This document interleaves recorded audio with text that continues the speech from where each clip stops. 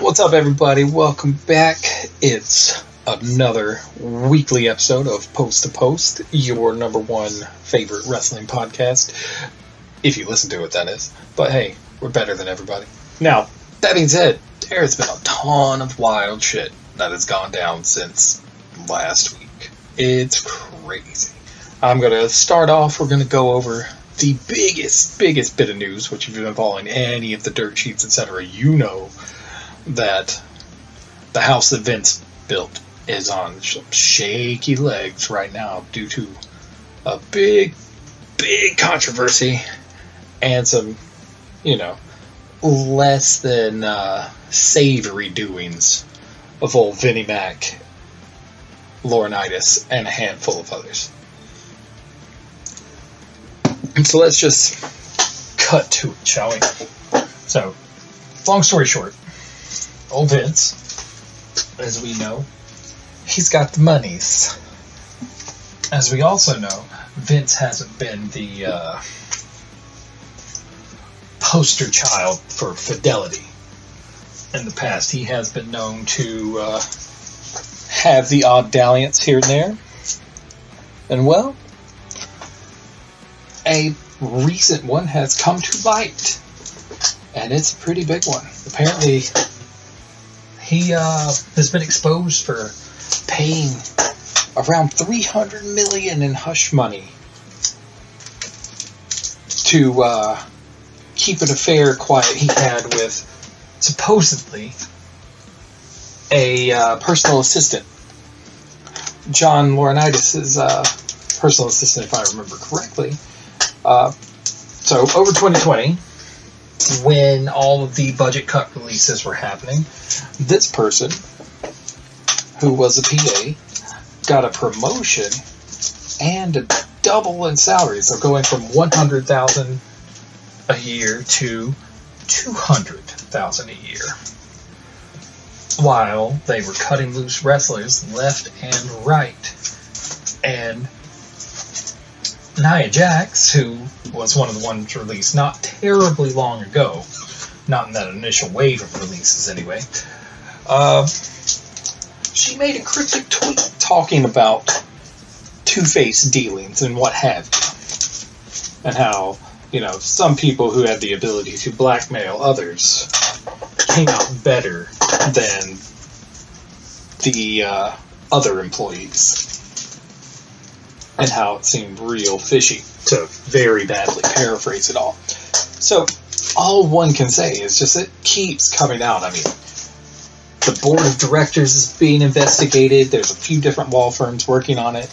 One law firm is also starting a class action lawsuit for any of the stakeholders in WWE. So anyone that holds stock with WWE is possibly going to be part of a class action lawsuit due to fiscal irresponsibility of the board of directors. That includes, that leads into, or this all ties together with some of the recent exits. So we've had Triple H, who was high up in the food chain, who bowed out recently. Then Stephanie stepped away to spend more time with family, which almost feels, in retrospect, when you read her statement, feels almost like a barbed response in reference to Vince and his ways.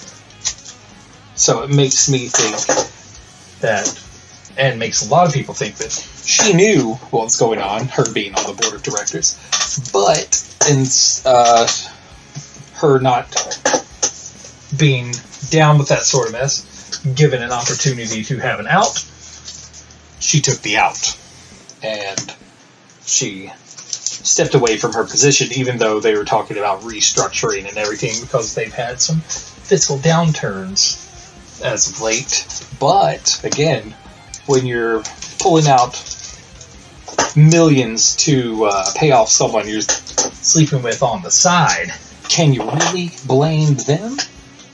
Or can you only blame yourself and your own mismanagement? This story is pretty interesting, not gonna lie. Now, It's got a lot of things that could come from it. I'm hoping that, this bodes well for WWE and story arc purposes and quality of product, because it really feels like the McMahon legacy is on the line. And I hate to see it fall this way, but at the same time, I'm just like, I feel like Vince's finger's been off the pulse of wrestling for so long. Like, he's stuck in the past in some ways.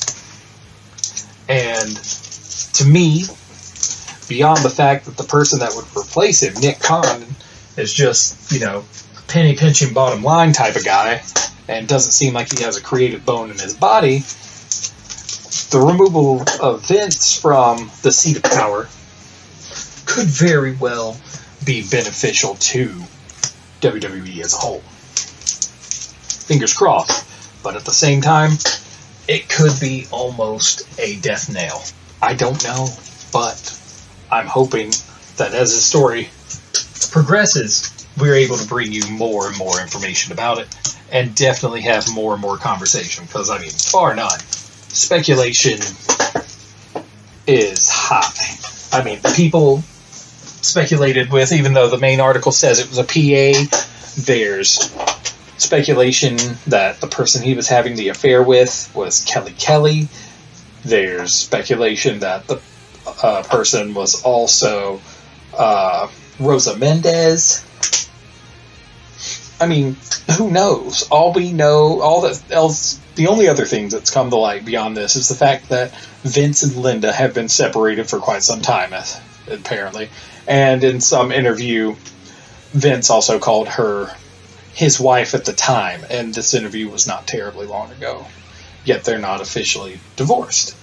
So, there's some weird shit going on. Bar none. Let's just go ahead and say post to post. We'll keep you updated as much as we can. Check the Facebook feed. We'll be sharing news articles as we come across them, giving opinions on here. Just keep an eye out. We'll keep you as updated as we possibly can. Now, other WWE news. We all know that Sasha Banks and Naomi were suspended without pay recently due to their walkout. Well, as of last night, rumor has it, Sasha has been released from her contract. Now, we don't know if that's for real yet. It was just rumor. Possibly by the time this episode airs, it could be a little more, but I'm going to take that rumor at face value and also balance it off with the fact that she also posted a picture recently of her getting her hair color changed to where it's more of the naturally looking, or like almost a natural sandy blonde color like it was when she was in NXT. So maybe she's going for a different look. Maybe she's doing that as a kind of a visual divorce from the WWE persona that she's leaving behind due to being released. Hey, if she is, any company would be stupid not to snatch her up almost immediately. I don't know whether this release is going to require a 30-day or 90-day no-compete, but maybe it's one of those where they just cut her out completely, and she'll be able to jump in wherever almost immediately. I wouldn't be surprised to see Tony Khan throw big money at her. I really wouldn't. Granted, he's got the deck flooded with ex-WWE already. He needs to focus more on some homegrown, but she would be a boon to the women's division of WWE, or the women's division of AEW. It would be super beneficial for them. But those are some things going on with WWE right now. Let's just say things looking wild. Looking wild.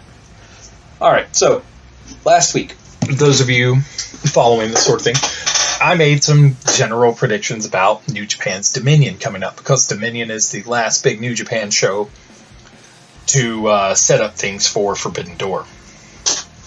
Well, lucky for me, all of my guesses, I only missed 3.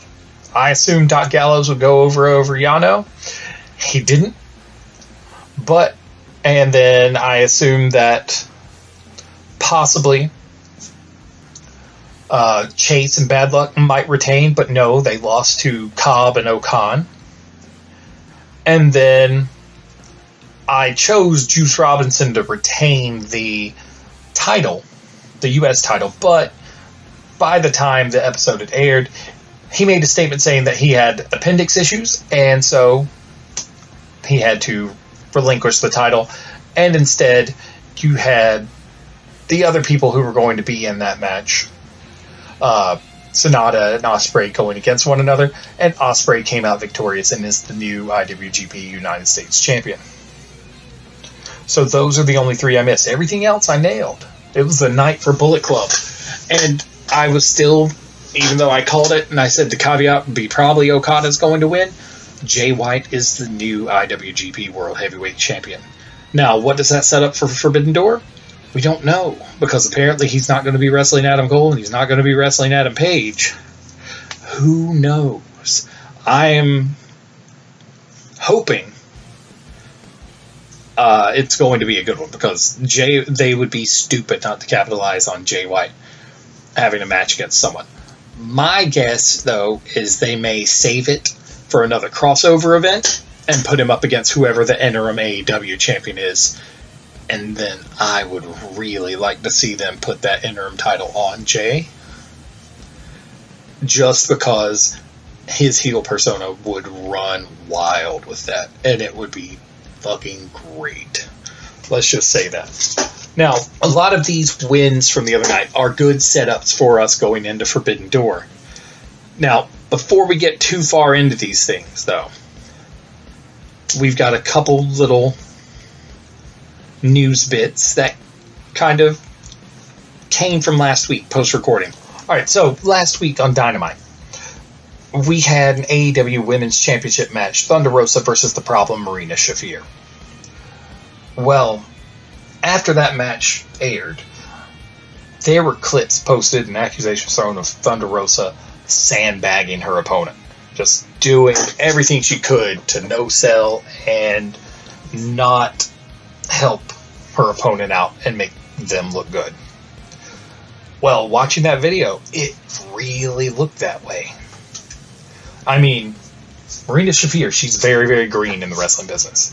But at the same time, even green, things shouldn't look like that. And the last person I want to hear about sandbagging someone because they want to make them look bad and make someone else look bad is Thunder Rosa. I think she's better than that. I don't think she did. Or if she did it, I do hope she's learned her lesson. But apparently, it was enough of a thing that her and Shafir posted a mutual, apology post on social media where the two of them broke bread. They have, come to terms. They're bonding. It's no longer an issue. So it was an apology. So apparently there probably was a little bit of something there, but they've done the let bygones be bygones thing, and I'm for it. So hopefully we don't have to hear about this, because, Ivelisse was accusing her of doing these things long ago, and all those accusations and backstage heat led to Ivelisse being released from AEW. And, I know Thunder Rosa's been upset. She's being booked second fiddle to people that aren't the champion. And it's really annoying. I get it. She is the top women's champion. She's not the TBS champion, which is more or less the second tier champion. That's Jade. And Britt Baker's not the champ anymore. But they're focusing most of their attention on those two. Jade is not good enough to hype that hard. Thunder Rosa is great. Britt Baker's great. But she's not the champ right now. And they're just not booking the champ the way the champ needs to be booked. So her title reign is looking really subpar. And I get that she's kind of pissed about that. They need to fix it. They need to fix it fast. So that way, her temper doesn't get the better of her and this sort of sandbagging accusation doesn't come up again. Sort it out. It's bad booking, and this is a reaction from it. Enough said. Now, Dynamite from this week. Solid outing.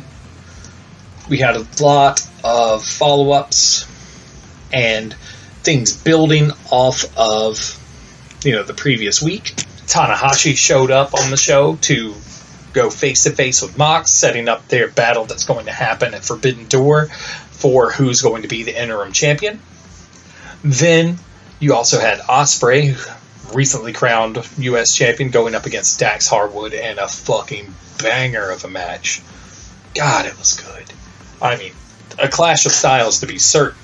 Ospreay got the W with the hidden blade, but Dax looked damn good. Ospreay looked damn good. And for a lot of people, this was probably their first time watching Will Ospreay on TV. And you're welcome. He is hella good, and we've been saying it for a long time here on the show.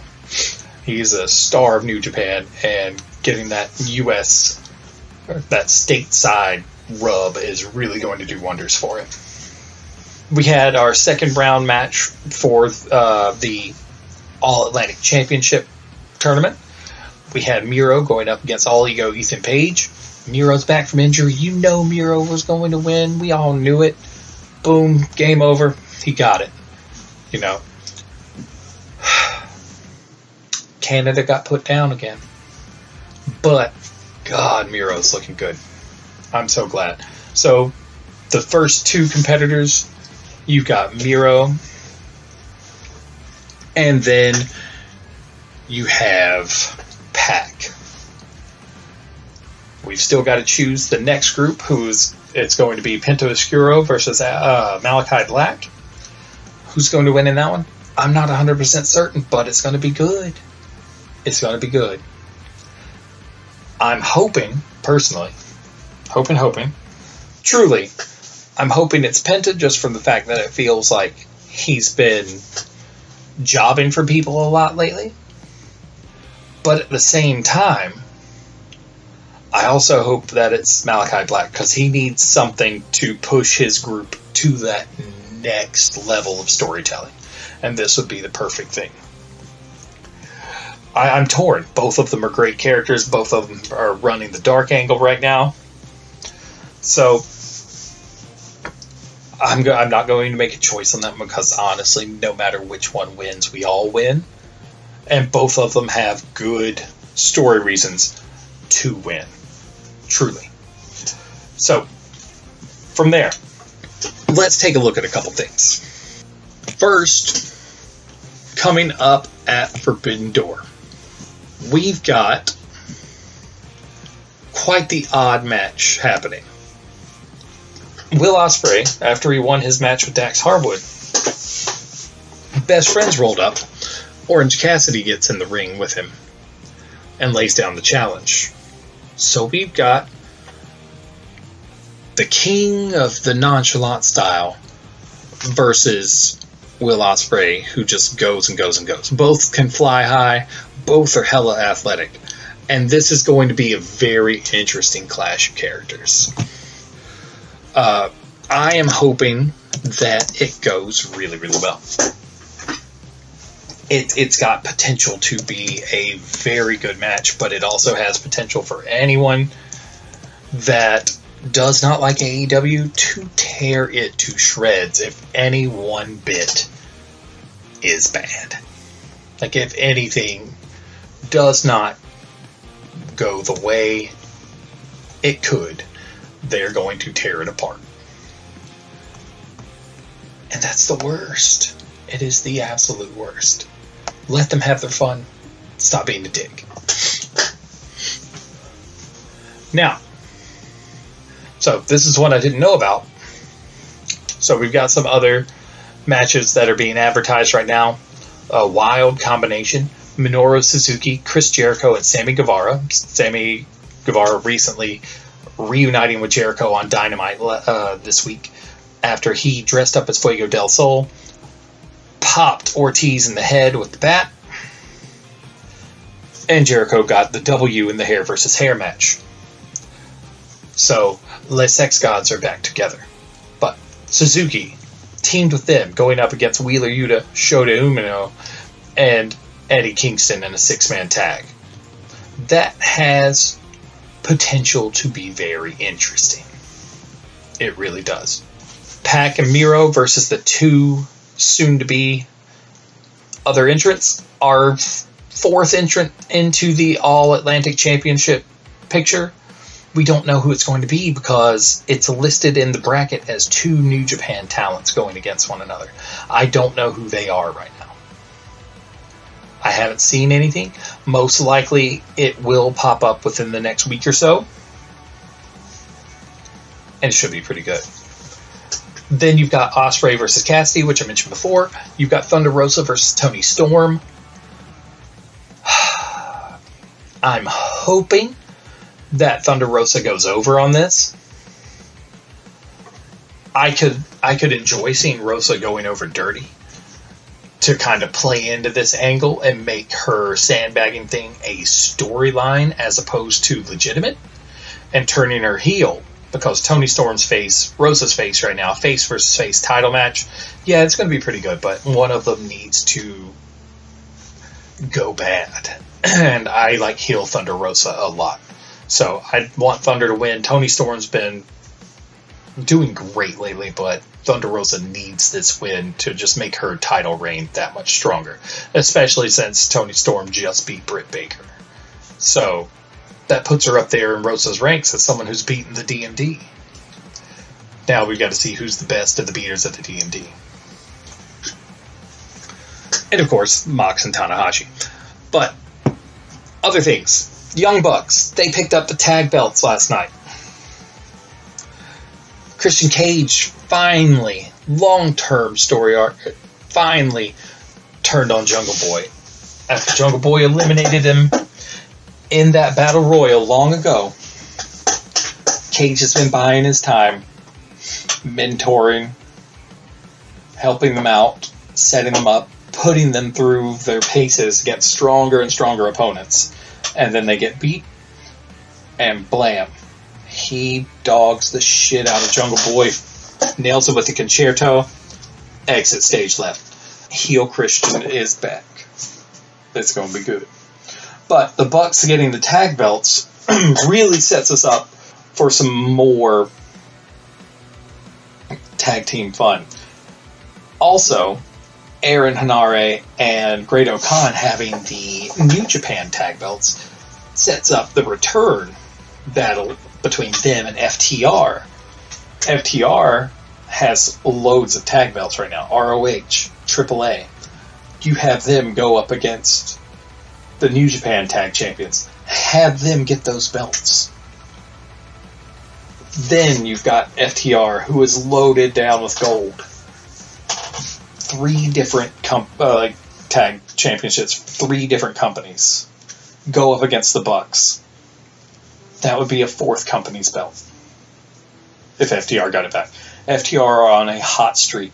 The Bucks, they're always good, but this is the time to really cement FTR's legacy. The Bucks are good. They don't have to worry about it. We all know they're good. But FTR has been, back and forth since they came to AEW. Sure, they got the belts way back. And they had a nice short run, but give it to them again. Really, really sell it. It'll be so fucking good. Some other things coming up. On Dynamite the other night, AEW's been kind of dragged a little bit because they aired a commercial for Pride Month featuring Sonny Kiss. And, Sonny Kiss is a great wrestler, but they're hyping up the diversity using Sonny Kiss, but at the same time, they're not featuring Sonny Kiss anywhere on the main program. Sonny's been working dark forever. It's kind of a shit move in one way, because you're talking big and saying all these things, but you're not putting them into action in a sense that this, trans individual is not getting the push in the limelight like other individuals are. Yet you're going to, for Pride Month, give them this commercial package that seems to say otherwise. It's not a good look. I can see why people are jumping on them. Put Sunny in some good programs. Let her do what she does. Let her do what she does. There's so much going on right now. And between AEW and New Japan, Forbidden Door, etc., I see a lot of changes coming in the wrestling landscape. It's going to be super good, in a way, but at the same time, it's going to be a delicate operation, weaving through everything to make sure it goes smoothly and everything kind of balances itself out. We have a definite opportunity to make wrestling the biggest and best it's ever been with these collaborations, but we also have a chance to really, really screw things up if they're not done the right way, burn bridges by accident, etc. and so on. Because one thing that we all as wrestling fans know,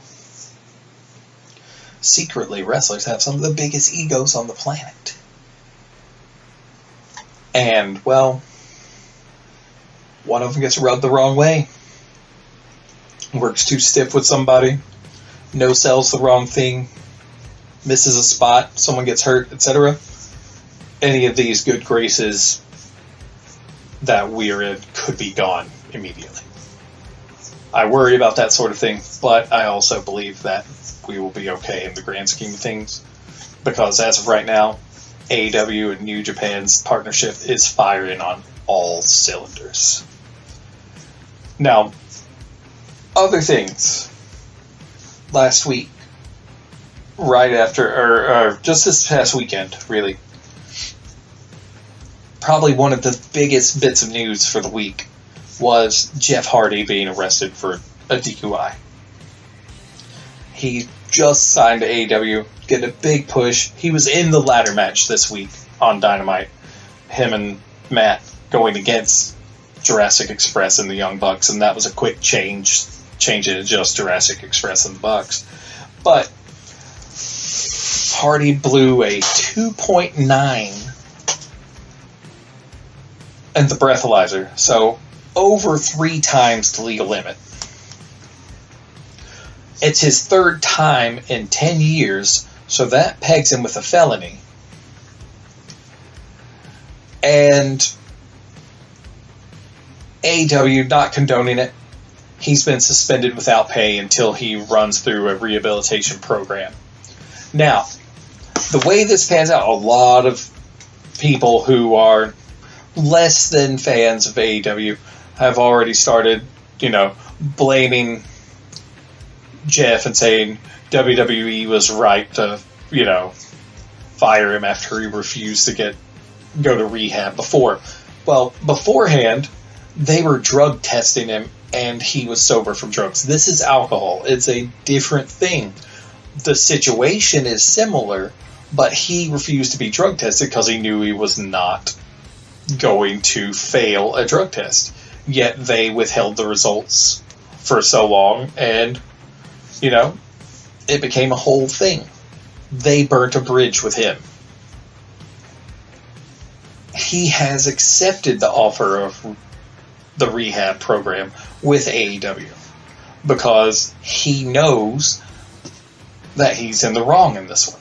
Beforehand, he did things the wrong way for sure, just dipping out at the end of a match and going out through the crowd. That's a fucking weird thing to do, for sure. He talked about it on Talk Is Jericho.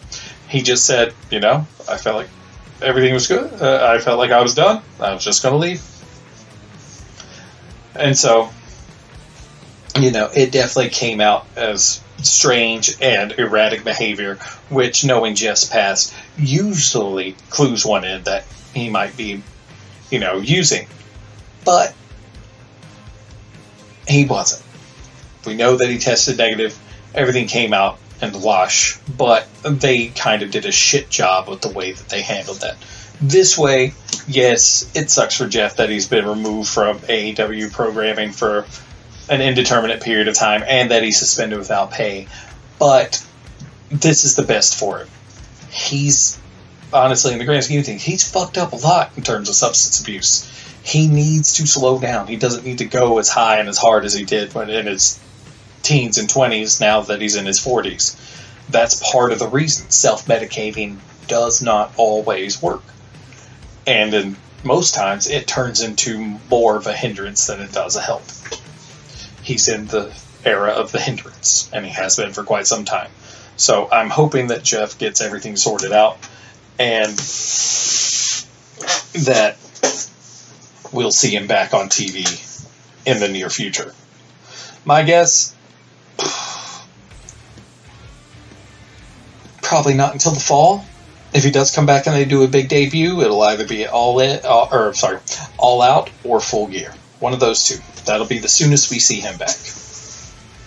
Now, other things non-AEW related, or well, tangentially AEW related. First, Tessa Blanchard, the most nuclear personality in women's wrestling. You know, from throwing racial slurs around to just being overall difficult to work with, regardless of how talented she is, has been fired from WOW, Women of Wrestling, because of her difficulty to work with. No surprise. I'm 100% not surprised. When I saw the article, I was like, oh, look, it's Tessa being Tessa. And we move forward. We all know Earl and Brian Hebner are two of the best referees around. Well, Brian Hebner has announced his retirement from the business. Now, this isn't a full retirement. It's more of a retirement from full-time performing. So he said that he is dropping back to just reffing part-time.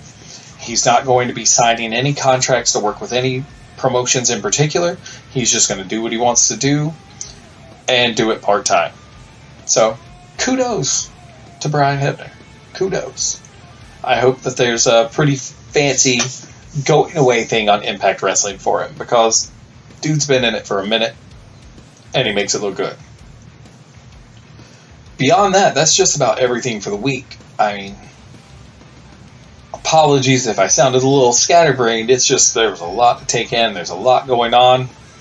Sometimes it's a little tricky to organize the thoughts, regardless of my show plot. Beyond that, thanks for listening. We'll catch you again next week. Do like and subscribe. Give us a listen. Tell your friends. Hopefully the whole crew will be back before too long. I know we're in this weird transitionary period where I've got to hold down the fort solo. But I'm trying to get guests. It's just really hard for all our schedules to match up. Doing what I can. We'll have some new people on here. I hope to get some people in the wrestling action figure customizing community on here talking with us about that angle of things to mix it up a bit. I know this summer we'll try and do some watch-along episodes. Do our best Mystery Science Theater for you guys. And then, you know, who's to say what's going to happen? But beyond that, we'll catch you next week. Have a good one. Thanks again to Falcon and Ann the Polar for making us sound good. You know, he makes my solo shows sound like I don't suck. And, well, it is what it is. But check the show notes for all the places you can follow us and give us a like and a subscribe. Interact with us on the Facebook page. We'll chit-chat. We'll talk. Hell, if you want to be a guest, let us know. I will bring you on here. We will talk wrestling to your heart's content. It is much easier to bounce things off of someone else than it is to fly solo. Let me tell you that. But have a good one. We'll catch you next week. Bye.